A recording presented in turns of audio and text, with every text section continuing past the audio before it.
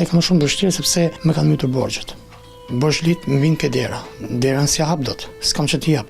Tani vjen dhe vitin nanës që mosh vitin me një më të korrik dhe dash zoti inshallah arri qëllimin që ti plotësoj dhe shtëpinë e fundit.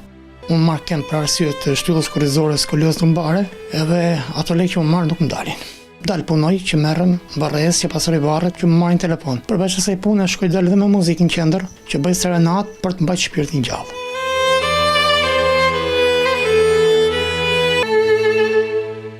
Më motra ime si nana nuk ka. Më mungon era saj, më mungojnë sytë e saj, fytyra e saj e bukur. Sa herë që vjen në shtëpi, për shembull dilte ke djera, erdhën të keqen mami, erdhën me zemra ime erdhën. Pse unë kam dashje shmase. Ktu kam nënën time.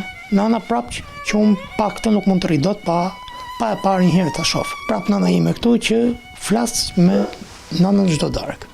Si flet? Lutem, bëj dua, ka raste dhe lotoj dhe qaj, por kam i qaj që ku qaj nuk jam tip që të përtas për shembull. Qaj me dënes, muloj kokën për shumë batanie.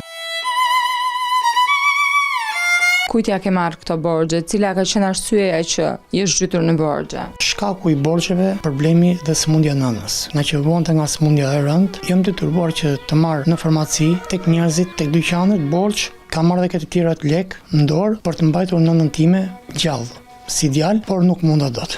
Andrea, merr ilaçe për sëmundjen që... Po, unë marr mjekim për shtyllën korrizore, që janë të kushtueshme.